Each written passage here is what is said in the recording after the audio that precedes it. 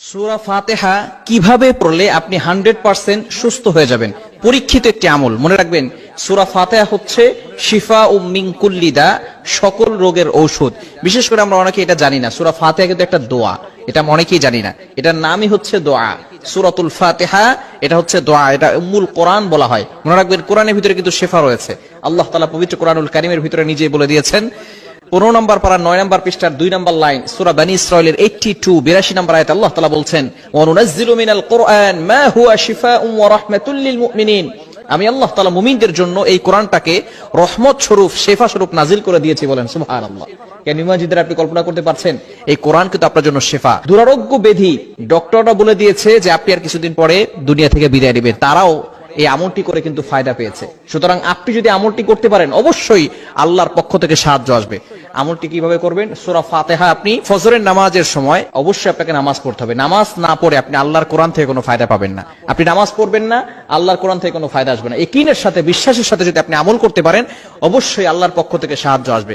বিশেষ করে আপনি ফজরের নামাজের সময় 2 রাকাত সুন্নত, 2 রাকাত ফরজ, সুন্নতের পরে এবং ফরজের আগে মধ্যবর্তী সময়, এই সময়ে আপনি প্রথমে 11 বার দুরূদ শরীফ পড়বেন। দুরূদ শরীফ বিশেষ করে সর্বশ্রেষ্ঠ দুরূদ হচ্ছে দুরূদ ইব্রাহিম। এছাড়াও আপনি আল্লাহুম্মা সাল্লি আলা সাইয়্যিদিনা মুহাম্মদ এতটুকু পড়তে পারেন, অথবা সাল্লাল্লাহু আলাইহি সাল্লাম এটাও পড়তে পারেন। তবে সর্বশ্রেষ্ঠ দুরূদ দুরূদ ইব্রাহিম, এই দুরূদটা আপনি বেশি পড়ার চেষ্টা করবেন। প্রথমে আপনি দুরূদ ইব্রাহিম পড়বেন 11 বার। এরপরে আপনি সূরাতুল ফাতিহা 41 বার পড়বেন, আউযু বিল্লাহি বিসমিল্লাহ সহকারে 41 বার সূরা ফাতিহা পড়বেন। এরপরে আপনি আবারও 11 বার দুরূদ শরীফ পড়বেন। এরপর একটা পাত্রে ফু দিয়ে ওই পানিটা আপনি সব সময় খাবেন।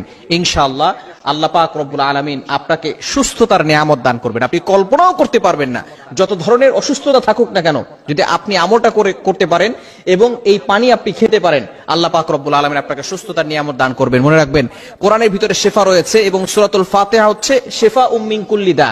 মৃত্যু ছাড়া কিন্তু সকল রোগের ওষুধ আল্লাহ পাক রব্বুল আলামিন সূরাতুল ফাতিহার ভিতরে দিয়েছেন। অনেক ওষুধ খেয়েছেন, অনেক ডক্টর দেখিয়েছেন, অনেক মেডিসিন নিয়েছেন, অনেক থেরাপি নিয়েছেন। আপনি একবার কোরআনের আমল করে দেখেন, ইনশাআল্লাহ অবশ্যই আল্লাহর পক্ষ থেকে সাহায্য পাবেন। কেননা কোরআনের ভিতরে কিন্তু শিফা রয়েছে। কোরআনের একটা মুজিজা হচ্ছে, অন্যতম মুজিজা, কোরআনের পাওয়ার আপনি দেখতে পারবেন যে আল্লাহ তাআলা কোরআনের মাধ্যমে আপনাকে সুস্থতার নিয়ামত দান করবেন। বিশেষ করে সূরাতুল ফাতিহা আমরা নামাজের ভিতরে পড়ি, অনেকে আমরা এর অর্থ জানি না। অর্থ জানলে কিন্তু নামাজের ভিতরে মনোযোগ বাড়বে।